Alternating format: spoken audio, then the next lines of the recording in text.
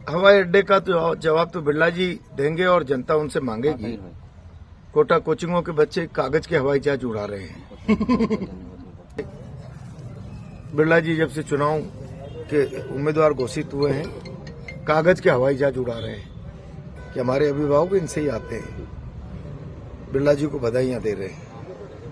मैं समझता हूं इस बार कोटा की जनता करवट लेगी। 2014 के बाई इलेक्शन में उन्होंने घोषणा की थी कि अगर 2019 के चुनाव से पहले कोटा में हवाई जहाज नहीं उड़ा पाया तो मैं इस्तीफा दे दूंगा और सरकार नहीं चलाएगी तो चुनाव नहीं लड़ूंगा, और सरकार नहीं चलाएगी तो बिरला एयरलाइंस चला दूंगा। उद्योगपति हैं, पर वो न तो बिरला एयरलाइंस चला पाए और न यहाँ हवाई अड्डा ला पाए। 2019 का चुनाव भी उन्होंने लड़ा और 2024 का चुनाव भी लड़ रहे हैं।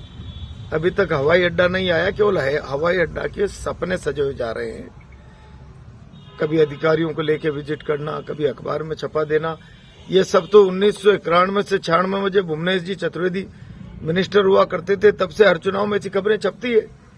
अब उनकी बात पर लोगों को विश्वास नहीं बचा है और लोग जिस प्रकार से पार्टी की व्यवस्था पर उनके परिवार का कब्जा है, पूरे शहर की संस्थाओं पर लोग गले तक भरे हुए हैं और परिणाम में दिख जाएगा। आज तो केवल इतना कहूंगा, कांग्रेस के प्रदेश और राष्ट्रीय नेतृत्व ने मुझ पर भरोसा किया और कांग्रेस पार्टी की प्राथमिक सदस्यता लेते ही मुझे कोटा बूंदी लोकसभा क्षेत्र का उम्मीदवार बना दिया। मैं इतना विश्वास के साथ कह सकता हूं कि जितना स्पार्क मेरी ज्वाइनिंग से और उम्मीदवारी से मैं कांग्रेस के निचले स्तर तक के कार्यकर्ता में देख रहा हूं, और जो 35-40 साल की इस हाड़ौती की राजनीति में भाजपा कार्यकर्ता के साथ चलकर जो संगठन और आम आदमी के लिए मैंने काम किया है, मेरा विश्वास है वो भी पूरी ताकत से 70% मेरे साथ रहेंगे और हम जो भरोसा कांग्रेस नेतृत्व ने मुझ पर किया है, हम ये सीट निश्चित रूप से कांग्रेस पार्टी को जिताएंगे। हवाई अड्डे का तो जवाब तो बिरला जी देंगे और जनता उनसे मांगेगी। कोटा कोचिंगों के बच्चे कागज के हवाई जहाज उड़ा रहे हैं। 2014 के बाई इलेक्शन में उन्होंने घोषणा की थी कि अगर 2019 के चुनाव से पहले कोटा में हवाई जहाज नहीं उड़ा पाया तो मैं इस्तीफा दे दूंगा और सरकार नहीं चलाएगी तो चुनाव नहीं लड़ूंगा, और सरकार नहीं चलाएगी तो बिरला एयरलाइंस चला दूंगा। उद्योगपति हैं, पर वो न तो बिरला एयरलाइंस चला पाए और न यहाँ हवाई अड्डा ला पाए। 2019 का चुनाव भी उन्होंने लड़ा और 2024 का चुनाव भी लड़ रहे हैं। अभी तक हवाई अड्डा नहीं आया, केवल हवाई अड्डा के सपने सजे जा रहे हैं। कभी अधिकारियों को लेके विजिट करना, कभी अखबार में छपा देना, ये सब तो 1991 से 96 में जब भुवनेश जी चतुर्वेदी मिनिस्टर हुआ करते थे तब से हर चुनाव में ऐसी खबरें छपती है। अब उनकी बात पर लोगों को विश्वास नहीं बचा है और लोग जिस प्रकार से पार्टी की व्यवस्था पर उनके परिवार का कब्जा है, पूरे शहर की संस्थाओं पर लोग गले तक भरे हुए हैं और परिणाम में दिख जाएगा। वो तो आज उम्मीदवारी घोषित हुई है। 2-3 दिनों से जब से चर्चा चल रही है, सारे शहर का वातावरण बता रहा है और सामने वाले के चेहरे की हवाएं जो उड़ी हुई वो बता रही है। और मेरी उम्मीदवारी से ज्यादा,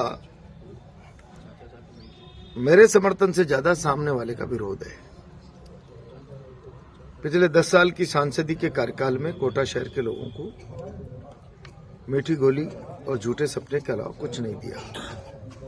मुझे याद है, मैं बीजेपी का ही हिस्सा था तब 2014 के कोटा दक्षिण के बाई इलेक्शन में बरथुनिया के सामने जनसभा में कहा, मैं वादा करता हूं अगले चुनाव से पहले कोटा में एयरपोर्ट ले आऊंगा, सरकार नहीं चलाएगी तो मैं बिरला एयरलाइंस चला दूंगा, और ये नहीं चला पाया तो 2019 का लोकसभा चुनाव नहीं लड़ूंगा। बिरला एयरलाइंस भी नहीं चली, हवाई अड्डा भी नहीं आया। 2019 का चुनाव भी लड़ लिया और 2024 का चुनाव भी लड़ रहे हैं। कोटा में लाखों बच्चे और उनके अभिभावक जो इस उम्मीद में, कोटा जो एजुकेशन कोचिंग का हब बन गया है, उस कोचिंग हब में अपने बच्चों के साथ फ्रिक्वेंटली आने जाने के लिए हवाई सेवाएं होनी चाहिए, अंतर्राष्ट्रीय स्तर का हवाई अड्डा होना चाहिए। वो आजकल कोटा की कोचिंगों के बच्चे, बिरला जी जब से चुनाव के उम्मीदवार घोषित हुए हैं, कागज के हवाई जहाज उड़ा रहे हैं कि हमारे अभिभावक इनसे ही आते हैं। बिरला जी को बधाइयां दे रहे हैं। मैं समझता हूं इस बार कोटा की जनता करवट लेगी।